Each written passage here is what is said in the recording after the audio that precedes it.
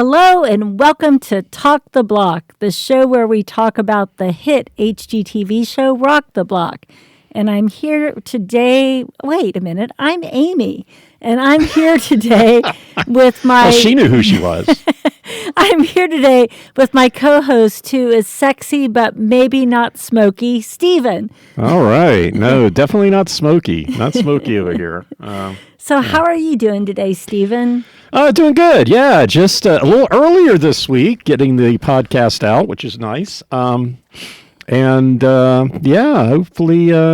Hopefully we like how the dice was rolled this week. I guess so. Well, no matter whether we like it or not, we definitely have a winner. So let's jump into it. So this week we were doing the great room / foyer / den, which they call out as 3 separate spaces, but really to me it's just one cavernous space. Yeah, they the foyer, when they first showed the diagram of the house in week 1, which is where I got our diagram from, it didn't call out the den, so I wasn't exactly sure, or the foyer. So I thought it was, where you first come into the house. Mm-hmm. Now, they kept saying this is where you come into the house, but this is where you come into the house from the courtyard, which is, I guess, fine. I guess I really don't get the zen of how this whole, coming into the house twice works. But I guess we'll see how it develops over time. Yeah, it'll be interesting, right? Because it kind of feels like there are 2 entryways. Yeah. So yeah, this being the foyer kind of confused me, and like I said, it wasn't on the diagram that they showed us in week 1, or I would have figured that out before. But yeah, so we've got this big cavernous room. I think they said it was 950 square feet, and they had to do something with it. Yeah, exactly. And Stephen, you know me. I like houses that feel open, but I'm not an admirer of barn-like houses where you just have like giant rooms and like you make spaces only by furniture groupings, Yeah, right. Which just is what staging. this looked like when they started. Yeah, mostly. Yeah. Mm-hmm. So we had teams that had different approaches to how they sort of developed the space and how they cut it up. Yep. And then we had some things that every single team did. Every single team made the decision to blow out that back wall and put like either 20-foot sliders, or I think they said a bifold door. Yeah. Yeah. And so I think that was sort of a no-brainer when you have a ranch-style house like this in a very big space. Yeah. You need to get as much light into it as possible. So that was a decision all teams made, so we can just get that out of the way and say they all made the right decision. They all did that. Nobody put in skylights, which would have been another way to introduce light into this space. Glass ceilings, lots of different things. Some people went with glass doors for the foyer instead of doors, which also was going to let more light in because the courtyard being on the other side of it. But yeah, it just started making me think that there might have been architectural elements that the design teams were required to put somewhere in the house, which is added to my list for the Landon Miller list at the end of the. Yeah, maybe there was a fire sale on large slider doors, just like the mirror that everybody has from Wayfair. I think it's if you buy anything, you get that mirror. I saw it again this week. There was one team I saw it, and I meant to call it out, but it was a similar, a little bigger, but similar shape. So yeah, that the mirror still lives. So this week, I think on our first watch, we were really confused. For one thing, we didn't really understand how the houses were differentiated. And I was pretty shocked that Kim and Chelsea won, even though I think they had a good design. I just didn't expect them to win. So in the second watch, I don't know about you, Stephen, but I was very careful to look at what they did that distinguished them and also look at how Michael Smith Boyd, who was the judge, reacted to each of the homes. Right. Yeah. Yeah. Definitely was confused as to the winner. I had somebody else in mind. And so it was good to watch it the second time and get clarity on why. Yeah, and he was, I think he was pretty clear about the difference that he liked. So, and I think that Kim and Chelsea did do a good job. Some of it didn't feel. Are we just going into talking about Kim and Chelsea? Is that what we're doing? No, I'm kind of thinking we'll talk about Kim and Chelsea last. Okay, so I'm kind of thinking let's talk about the teams that didn't win, and then we'll move on to Kim and Chelsea and see if we can help our listeners understand why Kim and Chelsea won. And maybe you, as our very bright listeners, already know why they won, in which case we can just validate your opinions for you, which is really what podcasting is all about, to validate the opinion of the listener, I think.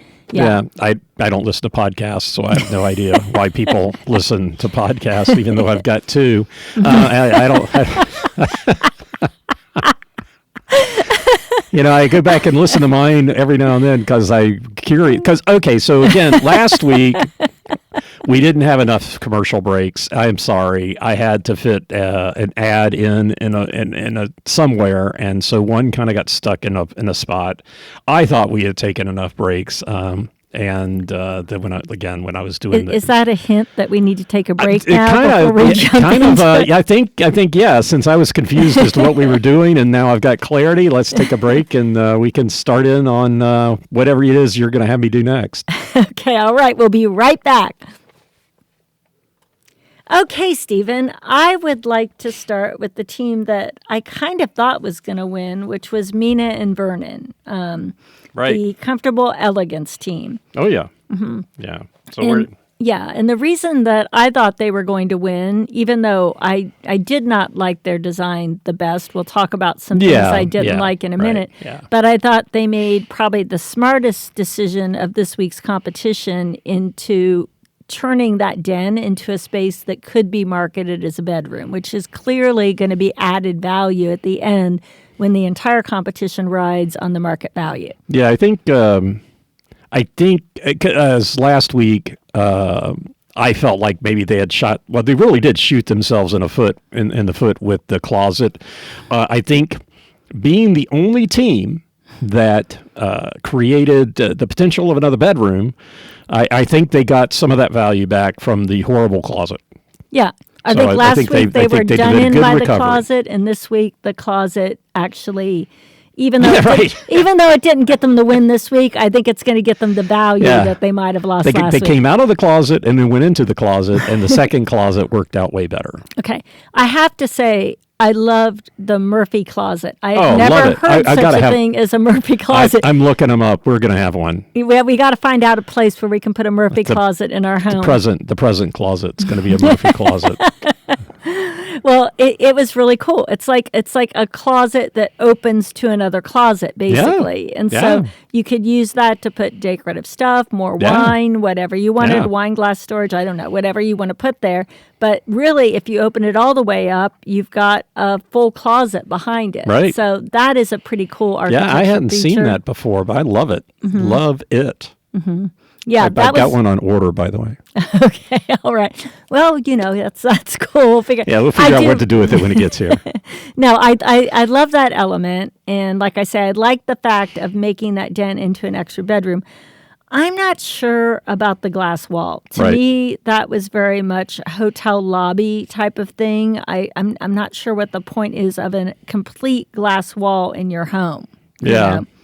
Yeah, it kind of defeats the purpose of a bedroom too. But I think they could have had glass elements, maybe, partially a glass wall, or had glass sliders or something like that. We've seen, I guess they're in Fixer Upper is actually where I saw this. But yeah, having the side wall with the foyer was glass and the whole front being glass, I don't know. I did not care for it. I know at some point, if that was in my house, I would walk into it, just like a bird. I'd walk into it, and and then again, keeping it clean, even though it's horizontal, not a vertical surface. It's vertical, not horizontal. That's what he said. Yeah. Yeah, vertical, not horizontal. A vertical, not horizontal surface, it's not... It's going to get smudged. It's still going to get dirty, so you're going to have to clean that. That's going to be a pain in the neck. Yeah. And then, you just wonder what purpose does it serve, right? Because you could be in there, and I guess you could have a conversation that other people in the house couldn't hear. They could lip read, though. They could lip read, but they'd see everything you were doing. So if you were using that as a den, it would have to be like always kept very neat because everyone could see into it at all times. Yeah. If you were working, everybody would see what you're doing as you're working. And I don't know, when I'm working, I'm not at my best. I mean, I don't necessarily want to be on display. And then, like, you can't, I think the advantage of an open plan is that you can talk to people in other rooms. Like, our house is open, but with defined spaces. Right, so if you're in the TV room and I'm in the kitchen, we can still talk to each other. Whereas if you were in the glass room, you know, I guess we could talk over the echoes or something. I don't know. If you had the door open, you'd probably be okay. Yeah. And I guess since they are one of the, I think, 3 teams. Maybe this is why Kim and Chelsea, because they are the team that didn't do the same thing as the others in this regard. Wine as decoration. Wine as decoration, not a winning idea. Never gonna hear us say, "Wow, that wine was such great decoration." That wine is not decoration. If you want to have a beautiful wine room, have a beautiful wine room. Exactly. But don't use wine as art. There's so many things about it. It's not a great way to store art. It's not a convenient way to access it. If you need to get the bottoms. If you need to get to the bottles, how do you get the bottles off the top shelf? It's too easy for little kids to get to the ones on the bottom, and it's too hard to get to the ones that are on the top. And then in Mina's house, they were even stored improperly. They were leaned at an angle, and the goal why you put them sideways. It is so that the wine stays on the cork, so the cork stays wet, or at least stays pliable and doesn't dry out and ruin the wine by air getting through. So, hated every bit of that. Yeah, wine is decoration, not a winning idea, and then so that's. I think we've talked enough about the glass room. I think when we talk about the general great room. They spent a lot of money on this super duper custom mantle for the fireplace, but when it was put in, it looked small. It kind of got lost in that wall, I think. And everything being white, you just wouldn't see it. I mean, they spent $5,300 on it, and it was too small, and it didn't stand out, and I don't know, bad choice and a waste of money. Totally. Yeah, but it was that whole great room was just way too monochromatic and I mean, if you want something light and bright, I think that's what they were going for. Mm-hmm. They opened up the wall, they had all the glass, so it was very light, but everything was white. And I would think in the staging, at least, they could have done with a pop of color here and there, maybe in the carpet or in the color of the couch and the chairs or something. But everything was white. Right. It did kind of read hotel lobby to me. Yeah. Michelle, the judge, did like that it had a neutral palette, but you could have a neutral palette and it not be white. I mean, you could have different colors and it still be a neutral palette. Yeah, but he didn't like that the beams were white. He didn't like the beams being white. He was looking for some contrast there. Because, again, you would not know that they were there. And, it was just kind of like the mantle. It just kind of blended into everything. Or anything. Yeah, at least they didn't spend a lot of money on the beams. The beams. Yeah. And, the beams, I mean, that's fixable. You can paint them. Mm-hmm. So it's not an expensive fix. So it certainly didn't give you a comfortable, cozy home vibe. It gave you like you're walking into a lobby, you've got the glass, you've got this, you've got that, everything's very white. I mean, it looked nice, but it wasn't my favorite. But I will say that decision to make that den usable as a bedroom should pay off for them in the final judging. Yeah. Yep. Okay. Well, I think anything else you'd want to say about Mina and Vernon?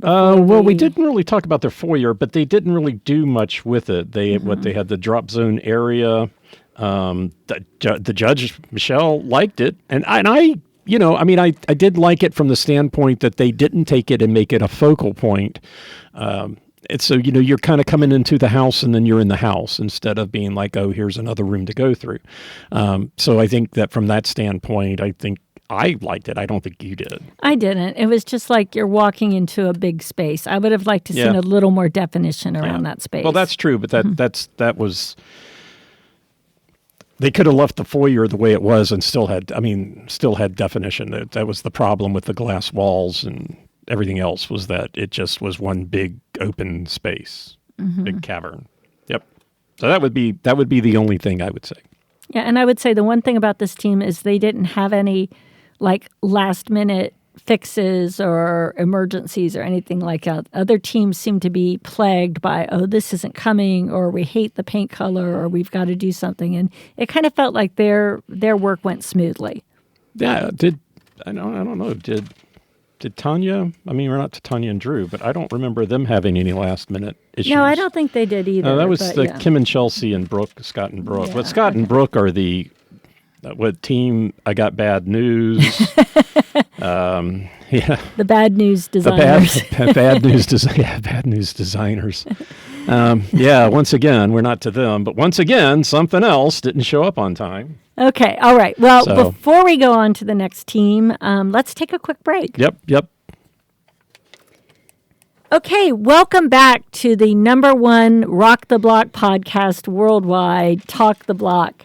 And now, I guess since we were kind of edging toward Brooke and Scott, do you want to go ahead and talk about their design, Stephen? Yeah, they're one of the teams that didn't win, so so they qualify. They qualified. But hey, as you know, when you say we're going to talk about Scott and Brooke, I ain't talking about Scott and Brooke. I'm going to find something else to talk about. Yeah, baby. Well, let me ask you a direct question. What did you think about Scott and Brooke's design overall this week? I thought, at least they've got a consistent, they're big on arches. They had the arches by the fireplace, and they had the arch with the dining room. It was kind of weird.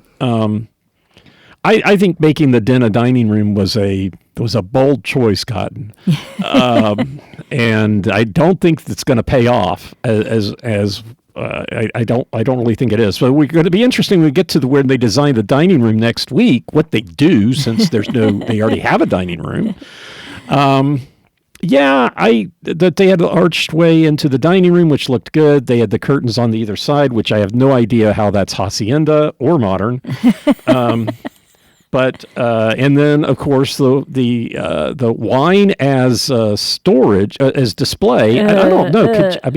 I guess you could get into that case, but and that's where they spent their extra money. So that was a complete waste. Overall, I think it was okay. Well, what Michelle said, Michelle Smith Boyd, the judge, and I would agree with this. This is the first home that you walked into that you kind of felt like this is a home. It was kind of cozy, lived in. You didn't feel like you were walking into a showcase. And because of that, I don't think it had the wow moments. The other homes all had something that made you go, oh, wow. And this one really didn't have that. But you're right. They have a consistent theme. They're going with the arches. Mm-hmm. I did like their fireplace better than Mina and Vernon's. It fit the space better. Yeah. I thought, the dining room. Well, the first color. So let's talk about a couple of the challenges they had during the self-inflicted. First of all, the first one was not self-inflicted. Oh, right. Their fireplace didn't show up. And they had to make a decision where they gain a gamble on the fireplace showing up or just close off the wall. And they gambled, and shockingly, it showed up, and they were able to do the Venetian plaster like they wanted to, and it was sort of a highlight of their space. So good gamble there. Right. In the dining room, I don't know, for some reason, Scott let Brooke pick the color with no supervision.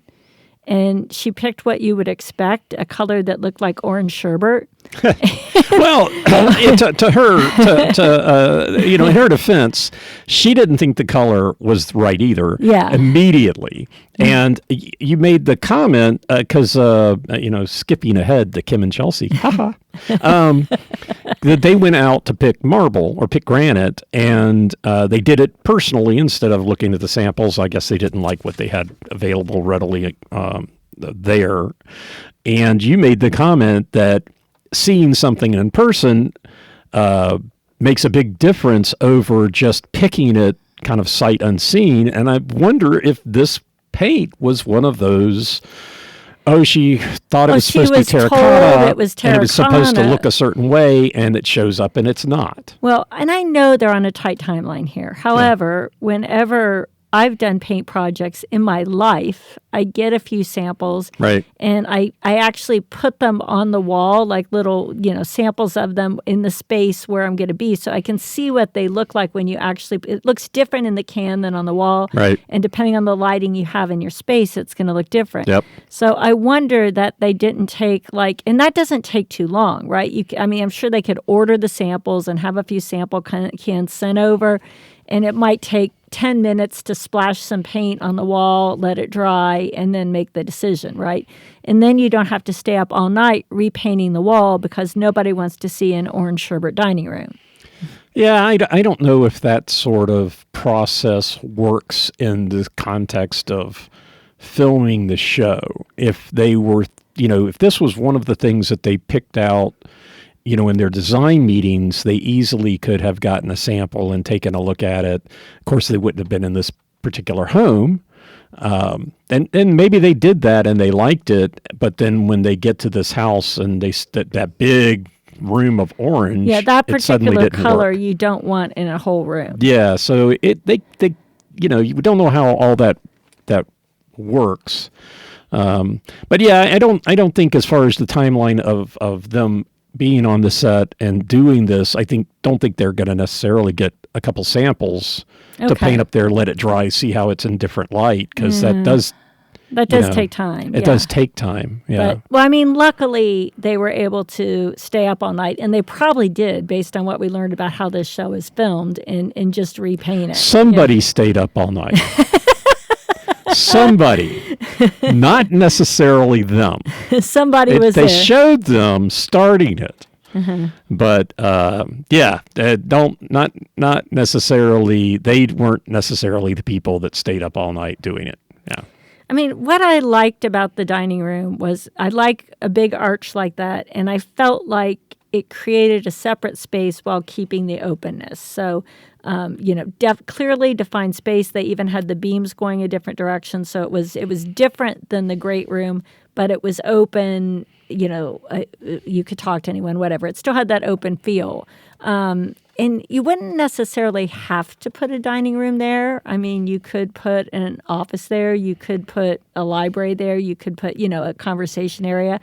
So they staged it as a dining room, but there's nothing that said you could put something different there besides a dining room table. Yeah, but there were no doors. Yeah, that's true. So and the arched entry means that you would have to have really large arched doors. Yeah, you wouldn't put doors or you there. would have to, build something in order to. Or I guess you could put glass over the top and then have the doors below it. It's fixable.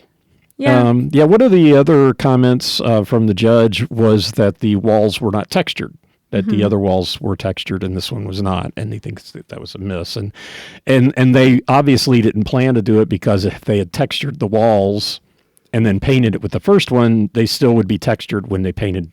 They came back and painted it the second time. That was just a decision. That was just a miss. Yeah, I felt like they didn't do as much as the other teams did. They did. Well, they did have the smallest budget, right? Yeah, well, that's true. I think they were trying to save based on their splurges. Oh, no, they did not have the smallest budget. They Kim and Chelsea had the small budget. Yeah, and they won Scott with and Brooke had budgets. the same budget as Mina and Vernon. Yeah, okay. So they were not chintzying out. Yeah. But. And then I think enough said about the wine as art. Not only were they using wine as art, which, as you know, we hate, but for some reason they had these blue track lights around the wine rack, and it just did not fit anything else in the design. Yes, string lights. Why would you have string lights around that in their modern hacienda? I don't know. Because they want it to look like a cheap Mexican restaurant. I don't know. It just didn't look good. It was everything about that was a bad decision. And they had glass on either side of it. So it's not like it was an inexpensive mistake. No. And I mean, if you have to have wine as art, don't pick the thing with the string lights. I mean, Yeah. But the worst thing was at the end when Michelle was complaining about it, Brooke like totally threw Scott under the bus. She's like, yeah, I hate that. I told you not to pick that. And I'm like, okay, well, way to back up your partner. Right. Yeah. And just calling this out. Because I'm sure our fans know this, that Brooke is claiming she's being edited or censored by the show, whether it's by Big Table Media that produces the show or by HGTV. She wasn't specific. But I don't think she got censored at all last week. Now, maybe some of the things she said did get in there, but this is not, rock the Brooke. She got plenty of airtime last week, and I think plenty of airtime this week. So, but I mean, that's what you're going to get when you get people of that live for controversy and to be in the news. That's what they're going to do. Celebrities, and she's a celebrity, and even though she is a designer, she's bringing that celebrity energy. Yeah, right. I mean, that's what you're going to get with somebody like that, and Okay, well, since we mentioned the biggest budget after the break, we are. Wait, did you have something else to say about Scott and Brooke? You don't like to talk about the Foyer. This is the second team. You're forgetting an entire massive 20 square foot. Sorry. Please, please provide your opinion on the Foyer, Stephen. I am so sorry.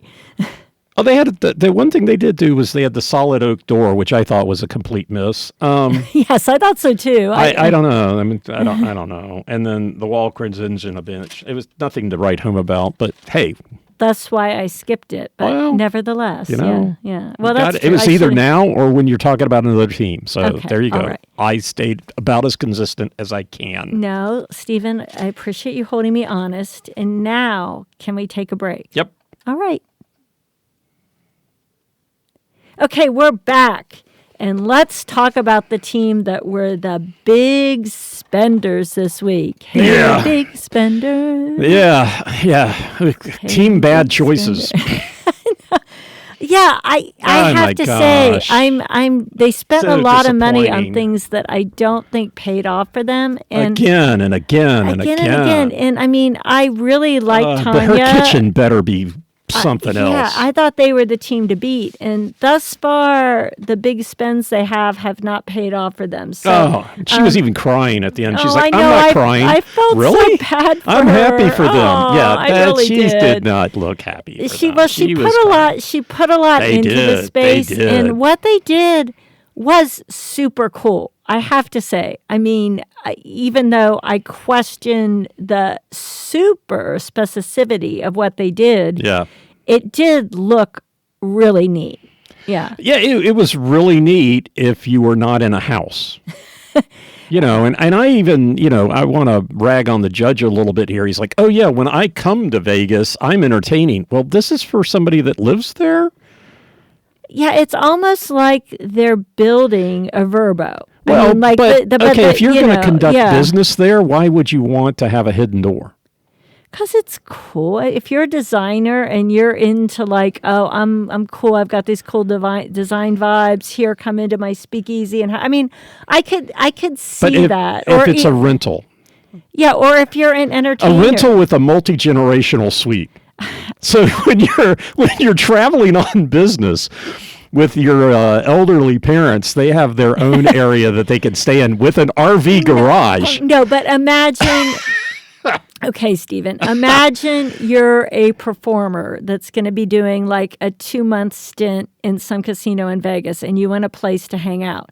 This could be a really good option. It's cool if you want to bring people over to entertain or do business. You've got that. If you've got your manager or someone who's staying with you, they could stay in the multi-generational space and have their own space. So I could see and you can park the RV, your touring and RV you in the park RV your garage. touring RV. I mean, I'm serious. Well, for somebody that's a performer in Vegas that's going to be there for a couple months but doesn't want to buy a home, the house they're designing would fit the bill. I really think so. And a $3 million house as a rental? No, but if you're a Vegas entertainer, you're going to pay like, $1,000 a day to rent a house that you could, that's going to meet your requirements. And it's not going to be a big deal because you're making big money performing at the Sphere or wherever you are, right? So absence, whatever. No, but brought to you by Little Caesar's Pizza. No, but seriously, some of these performers come. They do. We happen to notice they come and do 10 shows at the Sphere or whatever. They're probably going to bring their family with them. They might bring other members, their members of the band or whatever place to stay.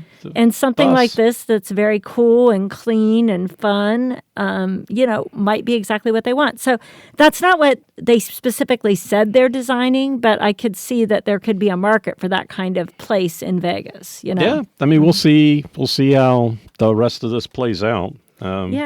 But I mean, they made some big spends here. I mean, they spent a lot of money on a fireplace mantle that didn't turn out to be what they expected. Once again, being able to see things in person before you buy them, right. They expected it to be brassy and it was bronze, so they ended up painting this almost $5,000 mantle. $3,000. $3,000. So they ended up painting that, and then they spent $64.50 on the flooring for the speakeasy in the wine room, which I thought that flooring was beautiful. Flooring did look good. I thought it was really cool. Yeah. And then they spent $21.90 on the wallpaper for the speakeasy, which was a dark, small space. Right. So that was a big spend. And about $5,000 on paneling and $680 on a black disco ball. They put probably $20,000 just into that speakeasy. If you think about the paneling, the flooring, the disco ball, and they didn't even talk about what they spent on the granite top for the bar, but that had to cost some money. Yeah. So it was a lot of money into a small space that was very specific. That bar was a built-in. Yeah. You're not going to take that speakeasy and do something else with it. It's a bar. You're kind of stuck with it. So if you don't want a bar in your house, this is not the house for you. So I think that's what did them in. I mean, overall, the space looked super cool. You walked in and you saw, I know we're not into wine as art, but you saw that glass wine room on the right with the sort of green textures walls, and it looked really cool. And then the hidden door was, everything about it was cool, but not super practical. So I think they had luxe, but not a lot of livable in their design. Yeah. Yep. And then I did like the herringbone floor that they had in the great room. Oh, yeah. That was cool. I thought, Michelle liked the fireplace. I thought it was a little bit busy with all of the various materials and the dark and the gold and this and that. And then the you kind of had that centerpiece with the fireplace, and you had all these mixed metals and mixed materials, and then you go to the two, well, they weren't arched, but the two shelving areas on either side. Again, different materials, different background. Here's this gold fabric again. I know, you love that gold fabric. I'm like, what year is she living in? Oh, you know what? We should reupholster our ottoman with that gold plush material. You would love that. I'll just staple it on. If it's not going to look good, I can do it myself. Yeah. So what was I was going to say one other thing about it. Oh yeah, the reverse tray lighting. So I thought it was kind of cool. Yep. The judge thought it looked too commercial, and I get it. It doesn't have a homey feel, but for the cool vibe with the speakeasy, it was consistent with what they were doing, I thought. Yeah, I thought it looked good. I don't know. I don't necessarily think it looks corporate. They did micro cement again, made an appearance this week. Mina did it last week, and this week it's Taniya. Yeah. I just micro cement must be all the rage. The faux finishings. And then Stephen, before we move on, let us talk about the Foyer. My favorite Foyer ever. I really liked the table that was right in front of the door. Yeah, that table was just kind of like it. Like, I mean, why? I mean, it didn't fit with how that foyer was shaped. Yeah. And why? You liked the light in the foyer. I did not love it. No, because that light was very similar to a light that I had been looking at. Tried to talk Amy into kind of a skyscrape thing for nice long horizontal light, and she hated it, and I kept coming back to it and finding other versions of it, and she just is never into it. We do not have that light. Do not have that light. Yes, thank you. Yeah. Sometimes I win. Yeah, it's in my office. Actually, we agree about most design decisions. Yeah, There's but you have yours. place. Our styles can be a little bit different, and we talk through things. If we couldn't, we wouldn't be married this long. So, but yeah, it doesn't mean that you're not going to like some things that I don't. And, okay. yeah, Well, hey, let's take another quick break, and when we get back, we'll talk about the winning team. Okay, welcome back to Talk the Block. And I should mention that we are in no way associated with HGTV, Landon Homes, or any other design company in the world. We are not designers. We are not contractors. We are just two people that like to talk about design and have done a lot of home renovation projects. Yeah. Which makes us more qualified than some podcasters who are out there, I guess. At least we've done things. Got me. I don't listen to podcasts. I know. I don't think you should admit that. I think that hurts our credibility, Hey, I still have an opinion. I listen to a lot of podcasts. So, anyway. And I got to, I don't think you made that disclaimer last week. I don't remember, but yeah, I like the disclaimer. Okay. Doesn't mean we're not willing to take money from somebody that might want to sponsor us, though. No, and Clopay doors were still available if you're listening. Doors. Yes. Okay. They're not using them this season. At least, not yet. Not yet. Maybe. We haven't got to the garage yet. Yeah. Okay. Yeah, I couldn't get Landon to tell me about what vendors they used, but that's okay. Maybe later. Okay, so I have my opinion about why Kim and Chelsea won. But, Stephen, I'd be curious to hear your opinion first. What do you think was the winning ingredient in their design? Paid Michelle off. Totally. I'll just say this. I did notice, it's blind judging. But, boy, do they write a narrative. Yes. Oh my gosh, it looks like a small card, but I think some of these designers write in really small print because they get a lot on those cars. I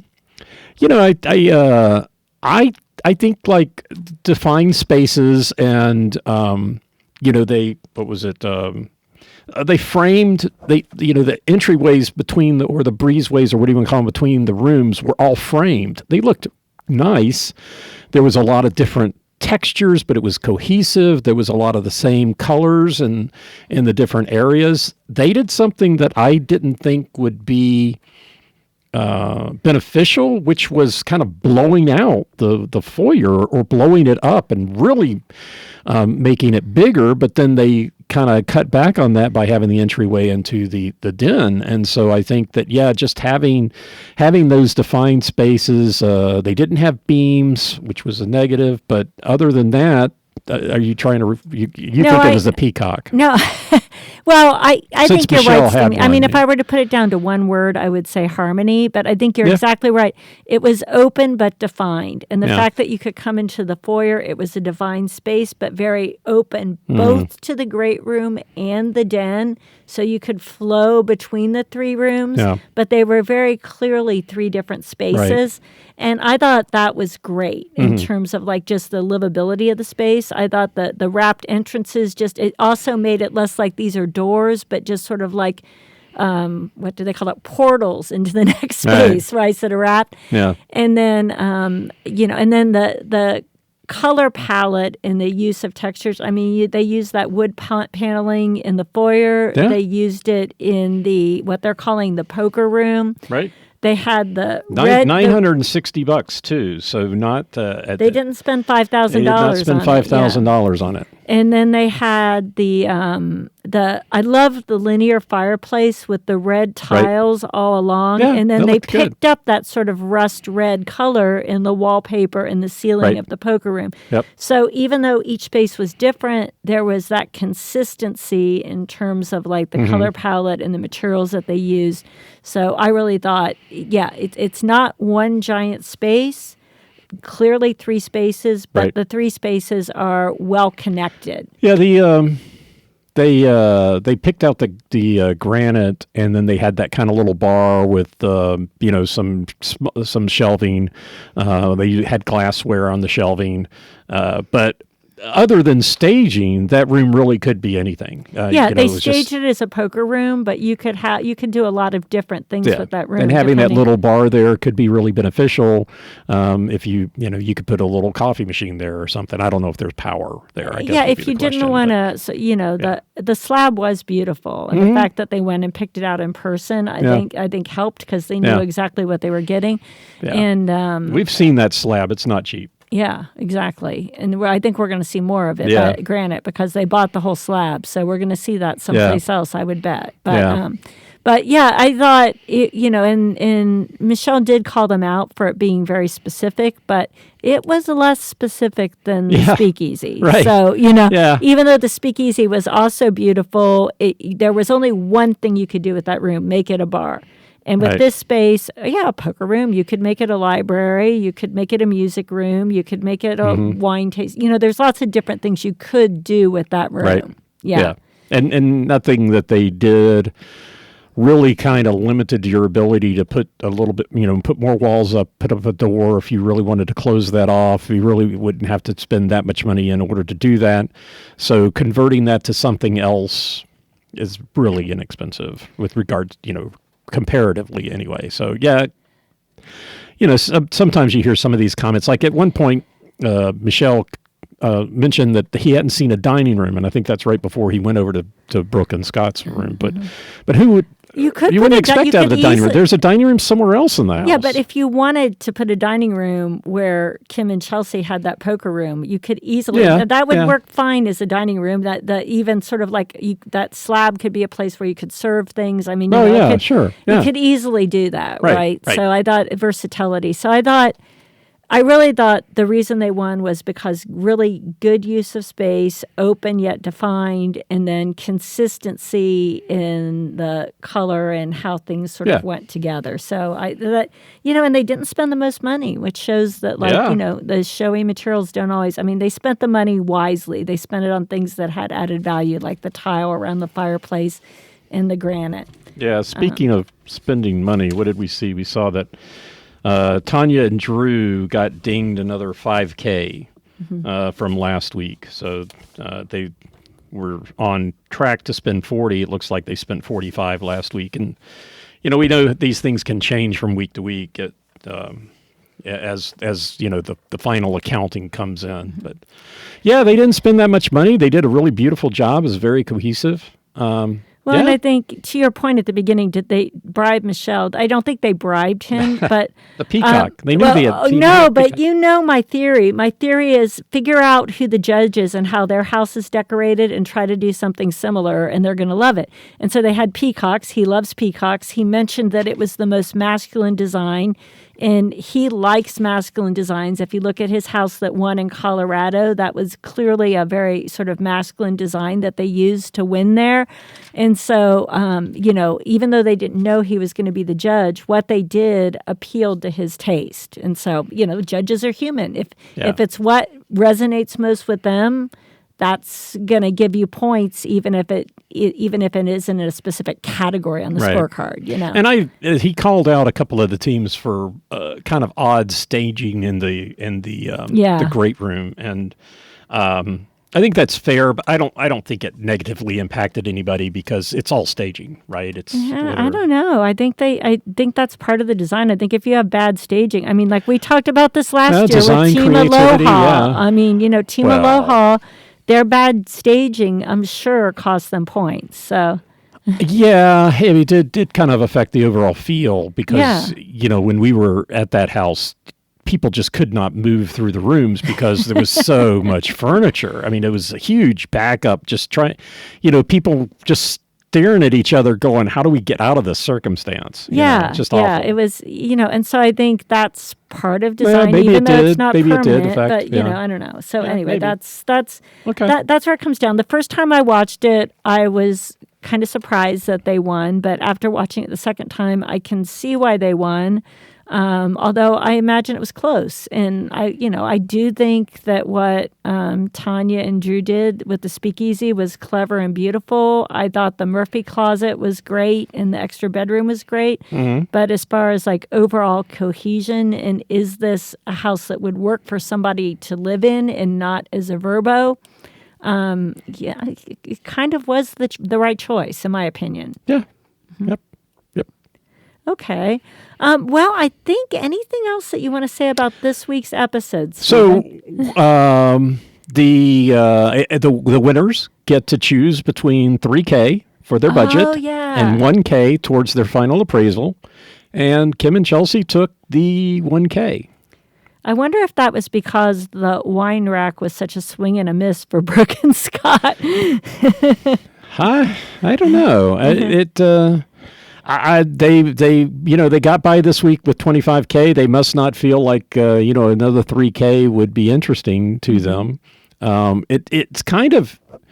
I'm wondering too if thinking back to last season, that when they got the award, they did have to do something specific with that money. Mm-hmm. Right? They weren't able just to bank it. They had to do something. They had to call it out. And I wonder if that's true again this week. That seems like how it is every season. They have to specifically say what they're doing with the money. So they may not have anything that they wanted to necessarily spend $3K on next week and thought, let's just move it on. Yeah, that could be. Because I think you and I not only suspect, we kind of know they order a lot of this stuff in advance. Right. They don't just show up that week and say, let's order a bunch of stuff. So, I mean, I think in this case, they probably already ordered what they want for the kitchen and couldn't think of something worth $3K that would significantly change their design. So they banked it. Yeah. So speaking of that, next week is the kitchen. So normally we start with the kitchen. This year we're doing it as the third week. Yep. And we've got Paige as the judge. She is a very picky judge. Did she judge the kitchen last year? I seem to think, no, she judged it in Florida, I think. I don't know. I'm trying to remember. Oh, I think she's judged kitchen before. If I have that. Previous season stuff, or maybe I don't think she goes to that. Yeah, I don't know. But anyway, she's been a judge before. She is a very demanding judge, so I think she's going to hold them to the task. Paige, she was in season 4. Oh, she was in season 4. She was in season 4. Yeah, she was with Mitch Glue. She's the one who did the library ladder. Oh, that's right. Yeah, because her mom likes books. Yep. Yeah. And then did she judged in Florida? Didn't she? I don't have the judges called out here. Anyway, so I seem to remember. I think she did. Yeah, I think she's been a judge. But she was a contestant on season 4. At that time, she was on a show called, I think, Fix My Flip, and now she's on Love It or List It. Oh, great. Yeah. Okay.